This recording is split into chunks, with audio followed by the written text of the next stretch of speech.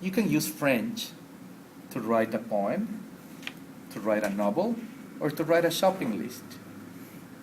Of course, or to have a casual conversation. The same way you can use Spanish or you can use Chinese. You can use Chinese in a very sophisticated way, or you can use Chinese in a very simple way. Photography is exactly like that. It's a language.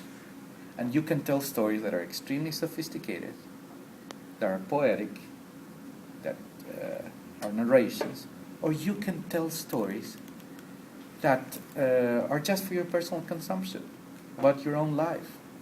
And those stories about yourself are probably the most important ones. Those are the ones that you're going to look after the tsunami. I mean, just pay attention to what people are doing in Japan now. They're looking for the photographs. That's one of the biggest parts of the effort right now. They're collecting all the photographs that they can find, and they're putting them in these huge warehouses, and people are going there to see if they can find them. Because photographs, memories, are so important in our lives. They're part of our identity. They're part of who we are. So photographs have many different uses and meanings, just like language. If we go back to the beginning of written language, especially to the printing press, to the invention of the printing press, you will find a moment that is very similar. Just a few people knew how to read and write. In monasteries, monks knew how to read and write, and they kept their secret. They didn't want to teach people how to read and write, of course, because they were the ones that held the power. Something very similar happened with photography.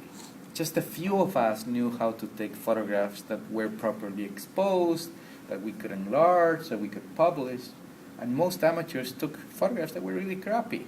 They couldn't do anything with them, except put them in a photo album. So we have the secret.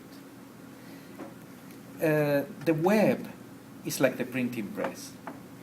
It allows people to use the language. It allows people to learn the language. And you can do amazing things with that language, or you can do simple things that are extremely important too. So we have to rethink completely about the role of photography. Photography is going to be a part of who we are. Photography is going to be an extremely important part of our societies.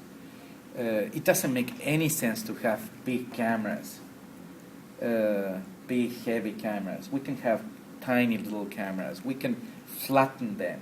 We can use fiber optics to make the sensor go right next to the lens. There are many things that we can do to change the shape and the function of cameras. In the future, we will be seeing cameras that we can wear, or tiny cameras that we can put on helmets, or even cameras that we can implant in the eye, or put it right in front of the eye like a contact lens. The technology is there, it just needs time to be developed, but we're going to see that photographs are going to be absolutely everywhere. And that basically means that we're going to use those photographs to tell stories, and new storytellers are going to appear. Storytellers that are completely different to the ones that we knew. So we're basically seeing a radical democratization of photography. We're seeing a radical democratization of the image. Anybody can take great images. Anybody can publish them. But of course, everything is going to change around that.